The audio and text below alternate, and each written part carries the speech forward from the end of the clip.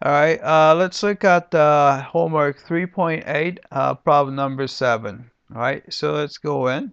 All right, so what we want to do is we want to use the Newton's method to find the critical number.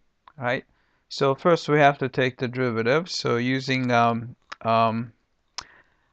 product rule, so pull 9 out. All right, so derivative of x is 1 times cosine of x, and a plus x times derivative of cosine negative sine. So I'm going to put negative here and the sine of x, right?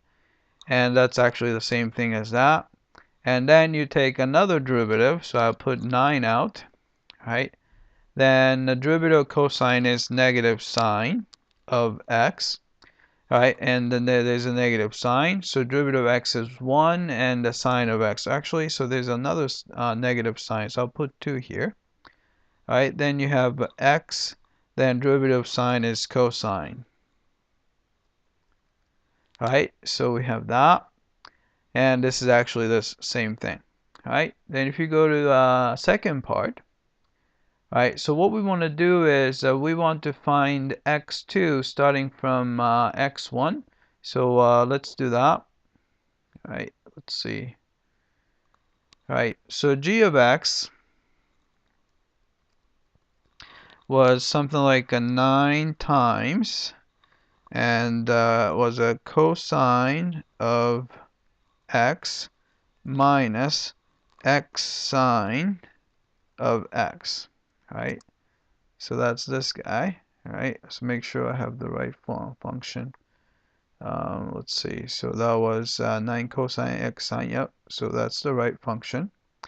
And then we're going to have to do a Newton's formula just once. So x1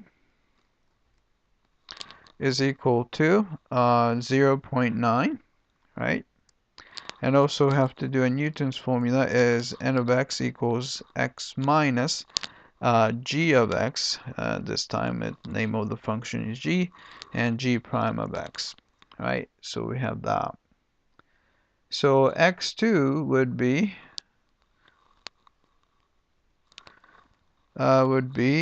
n of x1.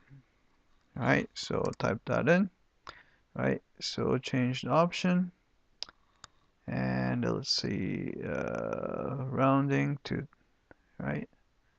Maybe I can grab this. Maybe not. Yeah, well, all right. So this is x2. So if you look at it, all right, x2 is this guy. All right, so you can see that we're getting the same number. So 0.86, 07, 8, and 1. So let's just type it in. So 0.86, 0, 7, 8, 1. All right, then submit. All right, so we got that, and the x3 we can find it using GeoGebra. All right, so x3 is just the n of x2. All right, so we got that. Let's compare. All right, so you have 0.860334. All right, so we got that. All right, so let's type it in.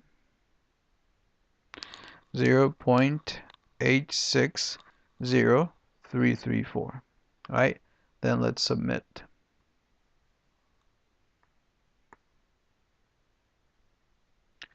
All right, then process the same. X4 can be found to be, so I'm not going to do that because it's a waste of time.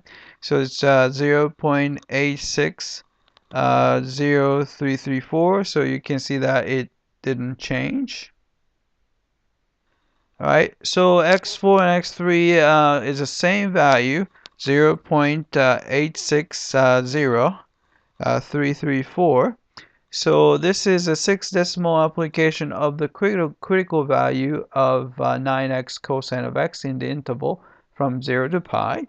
All right, so let's submit that. All right, so last part, we need to find, the function value at 0 and pi and the critical number. So let's see, let's do that. So here we have to, I'm going to actually put the f of x is equal to 9x cosine of x, all right? And I'm going to put that in there, all right?